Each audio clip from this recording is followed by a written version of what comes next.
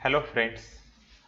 आज का वीडियो एक खास वीडियो है जिसमें हम टाइटल जो रखा है हमने वीडियो का कि निफ्टी 28,000 तक जा सकता है और next target for the Nifty is 28,000।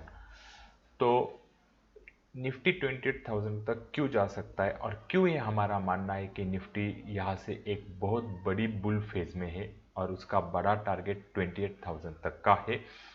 आज के वीडियो में ये सब हम जानने की कोशिश करेंगे। तो बेसिकली ये वीडियो आप पूरा देखिए जिसमें हम ये कंप्लीट एनालिसिस करेंगे कि निफ्टी 28,000 तक क्यों जा सकता है। तो फर्स्ट पार्ट में हम देखेंगे कि what are the fundamental reasons, ऐसे क्या रीजंस बन रहे हैं कि जिनके कारण निफ्टी 28,000 तक जा सकता है, तो वो फंडामेंटल एनालिसिस करेंगे। फिर चार्ट्स पे ऐसा क्या हो रहा है, जो क्या दिख रहा है, उस हिसाब से हम देखेंगे कि निफ्टी 28,000 तक क्यों जा सकता है। So technical view of the Nifty कि 28,000 तक जा सकता है। फिर ये सब जानने के बाद एक बेसिक थिंग आएगा, अगर निफ्टी 28,000 तक जा रहा है तो as a retail investor, as a investor और ट्रेडर हमें क्या करना चाहिए, वो भी तो बहुत इंपॉर्टेंट है। उस चीज़ को भी हम फोकस करेंगे और जानना चाहेंगे कि एग्जैक्टली कि अगर निफ्टी 28,000 तक जा रहा है तो हमें क्या करना है। तो फर्स्ट पार्ट अब देखते हैं कि what are the fundamental reasons, जो अभी स्क्रीन पे दिख रहा है। फंडामेंटल रीजंस फॉर निफ्टी ये एक बुल फेज में क्यों है और इंडिया स्वीट स्पॉट क्यों बन चुका है। उसका एक सबसे पहला रीजन क्रूड ऑयल। धीरे धीरे जो क्रूड ऑयल 125 से गिरते गिरते अभी 90 के आसपास आ चुका है। ये जो क्रूड ऑयल की प्राइस का ट्रेंड है वो धीरे धीरे गिरता रहेगा। जैसे जैसे क्रूड ऑयल की प्राइस गिरेगी वैसे वैसे इंडिया के लिए बहुत अच्छा होगा। इंडिया कम इंपोर्ट करेगा तो उसका फॉरेन रिजर्व उतना ही बढ़ेगा। सो डिक्रीजिंग क्रूड ऑयल, जो क्रूड ऑयल अगर 70 से 90 के बीच में रहा तो अपने लिए बहुत अच्छा है, इसके ऊपर नहीं जाना चाहिए, यही हमारा मोटो रहेगा। तो क्रूड ऑयल जितना कम रहेगा उतना इंडिया के लिए अच्छा है, उतना उसका फॉरेन रिजर्व मेंटेन रहेगा। So that is the one reason. और हाल फिलहाल की जो सिचुएशंस बनी है उससे तो यही लगता है कि क्रूड ऑयल के प्राइसेस ज़्यादा बढ़ने वाले नहीं है। और वैसे भी इंडिया के लिए वो एक, जो हमारे बाकी के नेबरिंग कंट्री जो फ्रेंड्स है वो रहेगा रशिया, जो हमें लोअर प्राइस पे क्रूड ऑयल दे रहा है। तो वो that is good for us. उस वो एक रीज़न बना हुआ है जिसकी वजह से हमें ये लग रहा है कि that is a good fundamental factor जिसकी वजह से इंडियन इकोनॉमी की ग्रोथ हो सकती है। Second important cheese, the majority of young population in India. अभी जो इंडिया में यंग पॉपुलेशन बहुत ज़्यादा है और वो वर्किंग यंग पॉपुलेशन बहुत ज़्यादा है। तो वो लोग काम करेंगे, उनको सैलरी आएगी, कॉरपोरेट जॉब बढ़ रहे हैं, लोग बिजनेस में ज़्यादा प्रोग्रेस कर रहे हैं, एंटरप्रेन्योरशिप का चलन बहुत ज़्यादा है हमारे यहाँ पे। तो इन सब चीज़ों को अगर हम मिलाएं तो यंग पॉपुलेशन के हाथ में जितना ज़्यादा पैसा आएगा उतना ही वो स्पेंड करेंगे। जितना ज़्यादा वो स्पेंड करेंगे उससे कंजम्पशन बढ़ेगा, कंजम्पशन बढ़ेगा तो उससे जो सारे सेक्टर से कंजम्पशन बढ़ेगा। टेक्नोलॉजी के चीज़ों में, मोबाइल, इलेक्ट्रॉनिक गैजेट्स, कंजम्पशन बढ़ेगा रियल इस्टेट में, उसकी वजह से सीमेंट, स्टील, होम डिकॉर की कंपनीज को फ़ायदा होगा। कंजम्पशन बढ़ेगा लाइक डीमार्ट जैसे चेन्स में। वो सारी चीज़ें धीरे धीरे एडअप करेंगी और इंडिया के जीडीपी में ग्रोथ करेगी। तो जितना ज़्यादा कंजम्पशन बढ़ेगा उतना ज़्यादा फ़ायदा होगा। जितना ज़्यादा कंजम्पशन बढ़ता दिखेगा उतना ही ज़्यादा कंपनियां कैपेक्स बढ़ाएंगी, उनका प्रोडक्शन बढ़ाएगा, मैन्युफैक्चर बढ़ेगा, उससे और नए रोज़गार उपलब्ध हो सकते हैं। तो ये एक विशियस साइकिल चल रहा है अभी नहीं इंडिया में। तो ये एक बिगेस्ट फैक्टर है। और दूसरा, जैसे चाइना, कि चाइना प्रोडक्शन बहुत करता है और ज़्यादा एक्सपोर्ट करता है, पर और अमेरिका इंपोर्ट ज़्यादा करता है और प्रोडक्शन कम करता है।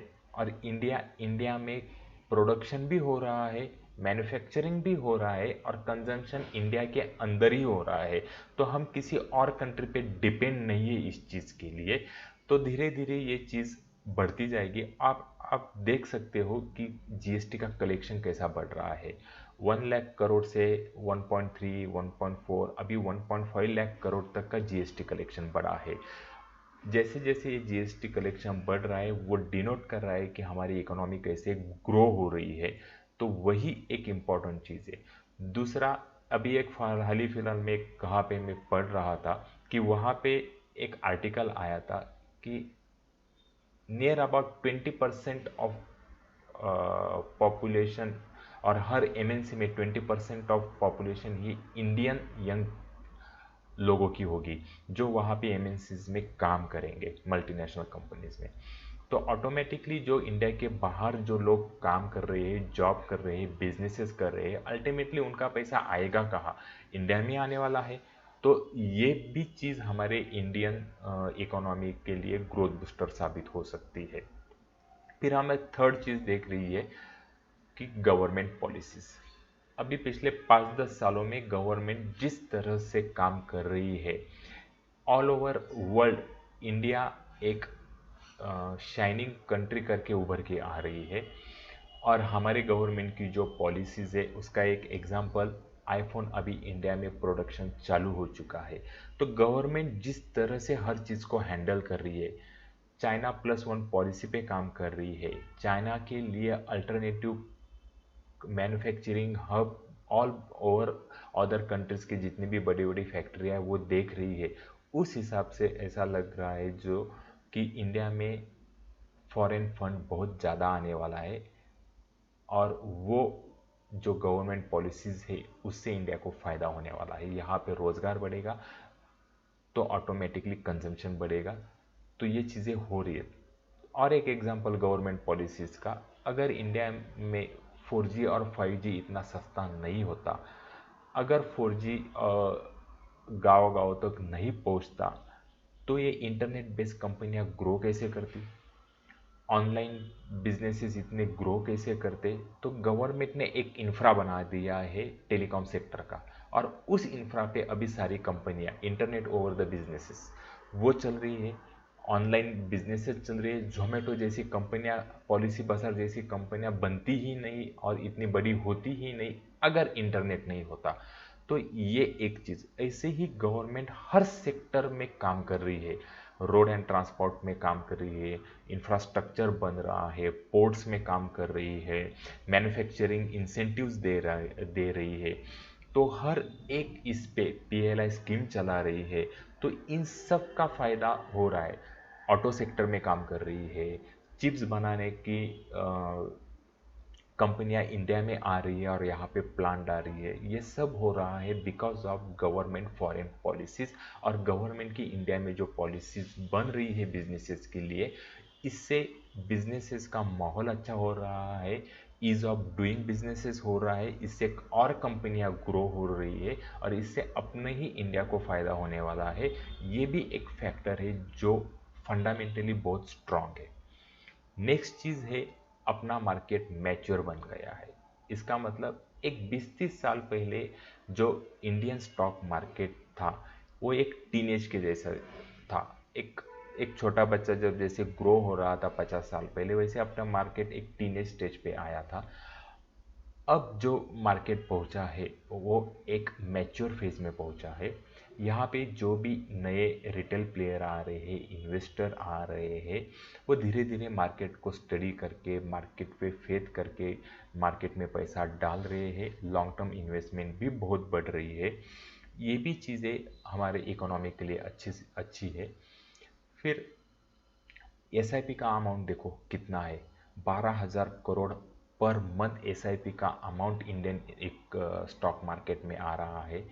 रिटेल प्लेयर्स का पार्टिसिपेशन बढ़ रहा है, जिसको तीसरी महाशक्ति कहा जा रहा है, जिसने एफआई ने पिछले 1.5-2 साल में नियर अबाउट 2.7 लाख करोड़ का स्टॉक्स बेचे हैं। फिर भी हमारा मार्केट नहीं गिरा। ये क्यों नहीं गिरा? क्योंकि हमारे मार्केट्स अब मैच्योर बन गए हैं, एसआईपी का फ्लो आ रहा है, रिटेल पार्टिसिपेशन बढ़ रहा है, और कॉरपोरेट हाउसेस जो अभी स्टॉक मार्केट में भी इन्वेस्टमेंट कर रहे हैं। प्रो इन्वेस्टर्स, जो बड़े बड़े इन्वेस्टर्स है, HNI इन्वेस्टर जो इंडियन है, वो भी मार्केट में पैसा डाल रहे हैं। ये सारी चीज़ें मिला के हमारे स्टॉक मार्केट को एक मैच्योर मार्केट बना रही है, और वो एक इम्पॉर्टेंट रीज़न है क्यों हमारे मार्केट गिर नहीं रहे हैं। नेक्स्ट फंडामेंटल रीज़न है एंटरप्रेन्योरशिप। अभी बहुत सारे जो नए नए बिजनेसमैन आ रहे हैं, जैसे जोमेटो हुआ, पॉलिसी बाजार हुआ, नायका हुआ, ऐसे बहुत सारे छोटे मोटे एंटरप्रेन्योरशिप आ रहे हैं जो नई नई कंपनियां बना रहे हैं, और इंटरनेट पे उनके बिजनेसेस आ रहे हैं, ऑनलाइन बिजनेसेस आ रहे हैं। इन सब से एक बिजनेस का, एंटरप्रेन्योरशिप का माहौल खड़ा हो चुका है। इससे नई नई चीज़ें बाहर आ रही है जो हमारे बिजनेसेस के लिए, गवर्नमेंट के लिए अच्छी हो रही है, और हमारा इंपोर्ट जो बहुत ज़्यादा था वो धीरे धीरे कम होके इंडिया में ही मैन्युफैक्चरिंग बढ़ रहा है। ये सब चीज़ें मिला के इंडिया को एक शाइनिंग कंट्री बना रहा है। तो ये सब हुई फंडामेंटल रीजंस, और इन फंडामेंटल की रीजंस से मुझे और हमको लग रहा है कि हम एक बहुत बड़े बुल फेज में एंटर हो चुके हैं, और जिससे हमको बहुत फ़ायदा होगा, इंडियन स्टॉक मार्केट को बहुत फ़ायदा होगा, और निफ्टी बहुत आगे बढ़ सकता है। तो इन सब चीज़ों को आपको एक दिमाग में रखना है, ध्यान रखना है कि हम कहाँ पे ग्रो रहे। जब तक हकीकत में ज़मीन पे ये चीज़ें नहीं होती तब तक स्टॉक मार्केट बढ़ता नहीं, और ये चीज़ें हो रही है, बहुत ज़ोरों शोरों से हो रही है और अच्छी तरह से हो रही है। इसलिए हमें लगता है कि ये फंडामेंटल रीजंस की वजह से निफ्टी बहुत आगे जा सकता है, और उस हिसाब से हमने एक निफ्टी का टारगेट निकाला है 28,000 का। तो ये सब रही फंडामेंटल रीजंस।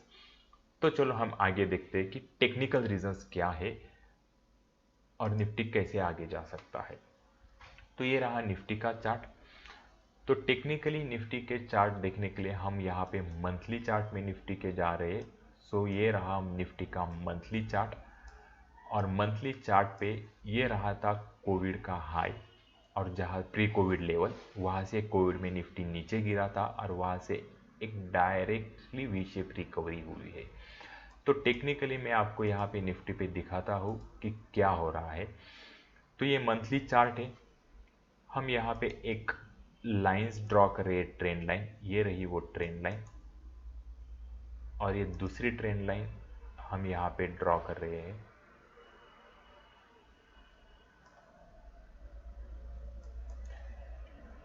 तो नियर अबाउट अक्टूबर से अब तक 1 साल हो गया है। 1 साल से निफ्टी एक कंसोलिडेशन में चल रहा है, और इससे पहले निफ्टी ने ये बड़ी रैली दी है। इस टेक्निकल पैटर्न को कहते हैं फ्लैग एंड पोल पैटर्न। तो ये बन रहा है फ्लैग, ये देखो, इसको कहते हैं फ्लैग, और इसको कहते हैं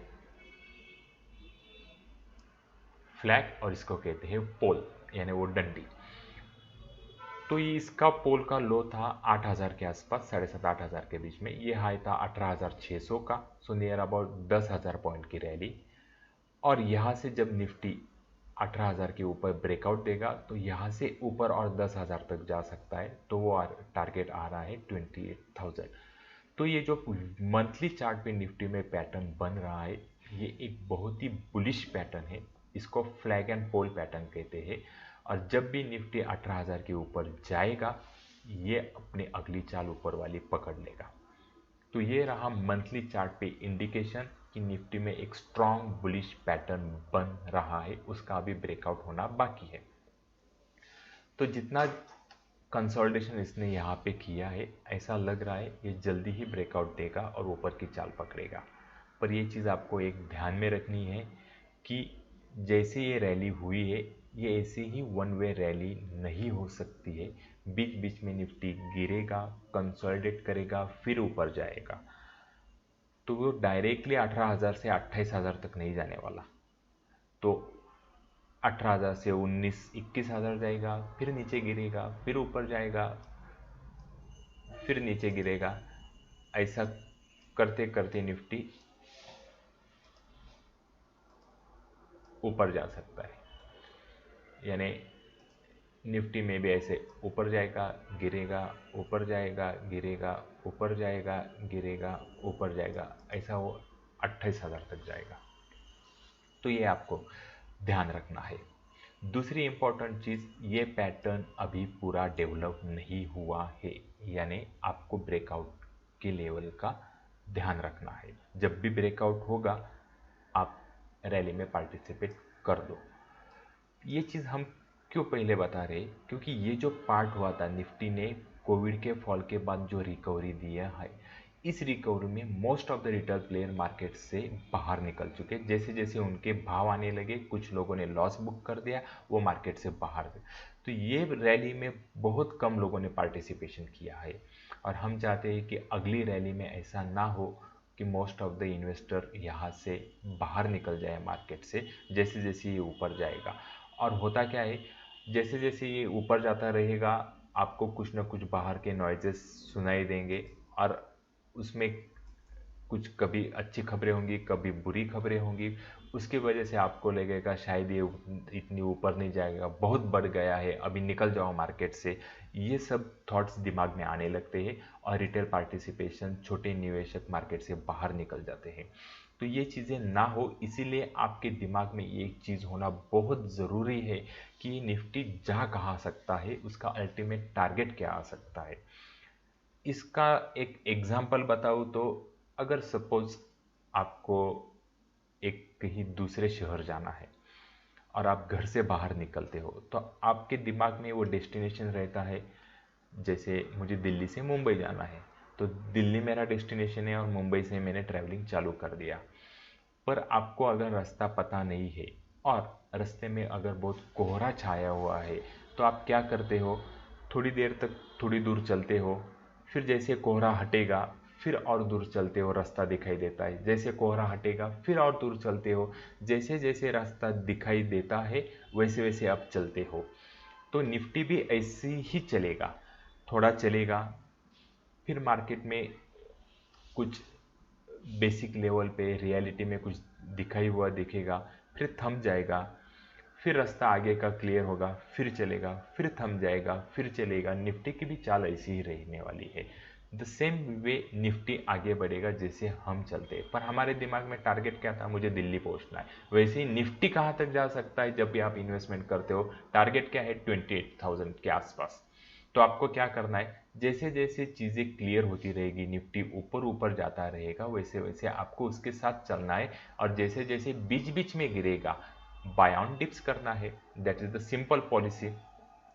जब आप जो भी लॉन्ग टर्म प्लेयर हो, लॉन्ग टर्म इन्वेस्टर हो, आपको हर गिरावट में निफ्टी को खरीदना है, गिरावट का वेट करना है। जैसे जैसे गिरेगा उस पर वैसे वैसे एसआईपी का अमाउंट बढ़ाना है, लमसम अमाउंट बढ़ाना है, ये याद रखना है।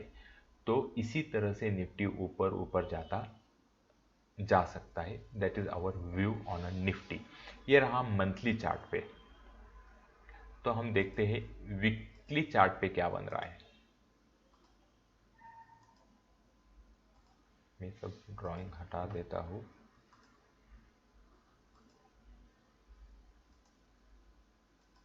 तो हम वीकली चार्ट पे चलते हैं निफ्टी के। ये रहा निफ्टी का वीकली चार्ट। तो ये निफ्टी की रैली थी, और यहाँ पे एक साल से कंसोलिडेशन चल रहा है। इस वीकली चार्ट में हमको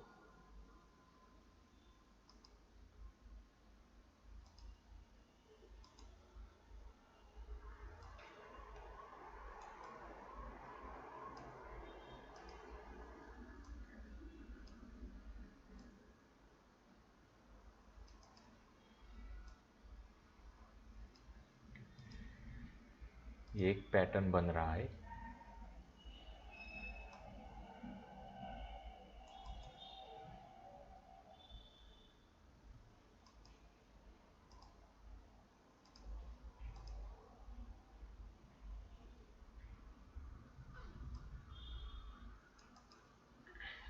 इसको कहते हैं कप विथ हैंडल पैटर्न। तो ये एक साल से जो निफ्टी का कंसोलिडेशन चल रहा है, इसमें एक कर्व फॉर्म हो गया है। इसका हाई 18,000 से 18,600 तक है और लो 15,000 का है। सो नियर अबाउट 3,500 3,000 का ये कब बना है और इसका हैंडल बन रहा है अभी। और निफ्टी ने यहाँ पे नियर अबाउट 16,700 के आसपास का आज का लो बनाया है। ओके, और यहाँ से निफ्टी ऊपर जाएगा और जब भी इस पैटर्न का ब्रेकआउट देगा तो यहाँ से 3,500 पॉइंट की ऊपर की रैली आएगी। सो वो आज नियर अबाउट 21,000 के आसपास आ रही है, तो निफ्टी वहाँ तक जा सकता है। सो वीकली पैटर्न भी सजेस्ट कर रहा है कि निफ्टी में यहाँ से एक बड़ी उछाल आ सकती है।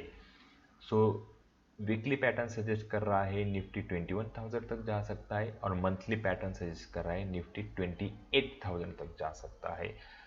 तो ये जो लेवल है फिलहाल ये हर्डल 18,000 से 18,600 ये एक बार पार कर दिया तो निफ्टी ने ऊपर की चाल पकड़ ली, ऐसा समझ लो। तो ये सारे फंडामेंटल एंड टेक्निकल रीजंस है जिनकी वजह से हमको लगता है कि निफ्टी 21,000 पहला पड़ाव है और 28,000 दूसरा पड़ाव है। आपको ये याद रखना है कि ये लेवल पे निफ्टी आ सकता है। तो निफ्टी जब भी ऊपर की चाल पकड़ेगा इसके इन बिहेवियर को शक नहीं करना है, निफ्टी के चाल पे डाउट नहीं लेना है और जैसे जैसे ऊपर चलेगा उसकी निफ्टी के साथ हमें आगे बढ़ते रहना है। तो don't doubt on any rally about the Nifty. आजू बाजू के कितने भी न्यूज़ और बैड न्यूज़ कैसे भी हो उनको नहीं सुनना है।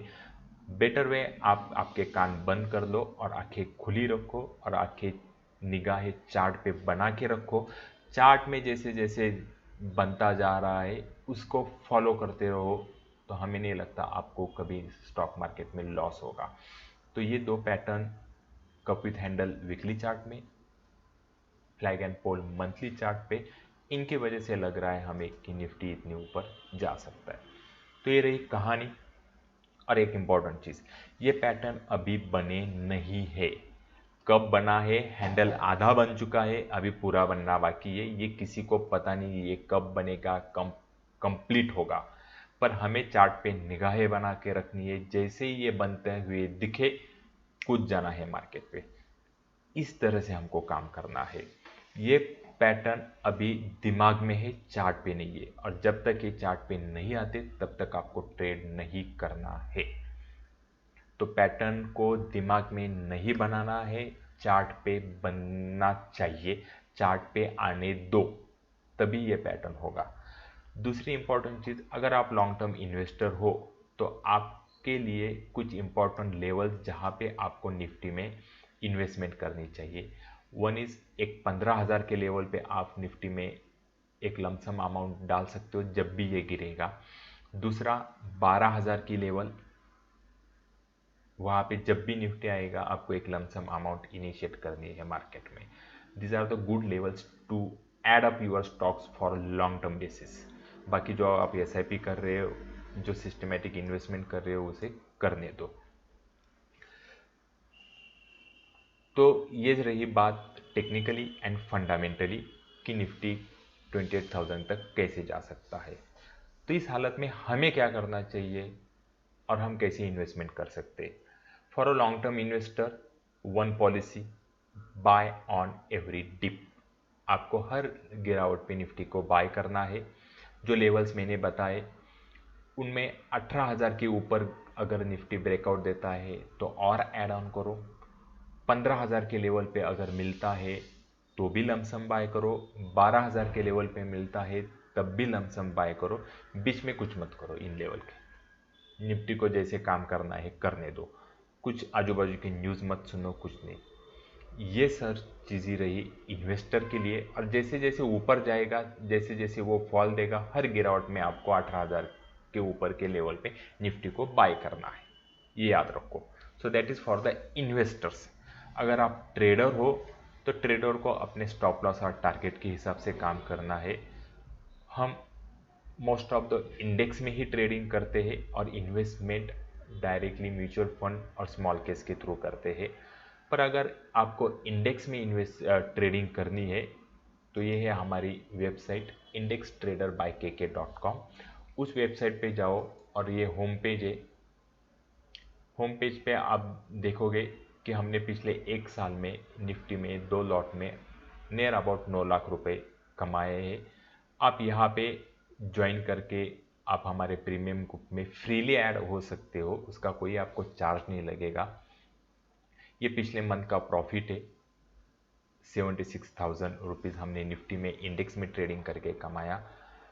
फिर आप ये परफॉर्मेंस शीट पे अगर जाओगे तो यहाँ पे मंथ वाइज और हर ट्रेड का हमने डिटेल दिया हुआ है कि हमने कैसे, तो आप देख सकते हो हर महीने 75,000, 76,000, 78,000, 1,27,000, 1,08,000, 63,000, 1.6 लाख रुपीज़, 27,000, 78,000। तो जनवरी से अब तक हमारा सिर्फ 2 बार स्टॉप लॉस हिट हो, 3 बार स्टॉप लॉस हिट हुआ है और ऑल ट्रेड्स में हमारे टारगेट अचीव हुए।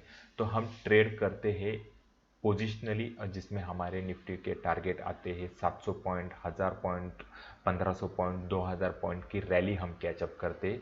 ये पोजिशनल ट्रेड है, वो सारा हमने यहाँ पे दिया हुआ है। अगर आपको हमारे प्रीमियम व्हाट्सएप ग्रुप में फ्रीली ज्वाइन करना है तो सब्सक्राइब आवर प्रीमियम ग्रुप को क्लिक करना है, तो यहाँ से वो आपको रिडायरेक्ट करेगा व्हाट्सएप पे और आप ऑटोमेटिकली हमारे व्हाट्सएप प्रीमियम ग्रुप में ज्वाइन हो जाओगे फ्रीली।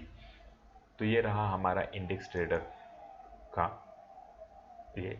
अगर आपको ये वीडियो अच्छा लगा तो प्लीज़ हमारे चैनल को लाइक, शेयर और सब्सक्राइब ज़रूर कीजिए, और इस वीडियो को आप कम से कम 3 से 4 बार ज़रूर देखिए, तो आपको ये चीज़ें समझ में आएगी और दिमाग में बैठ जाएगी।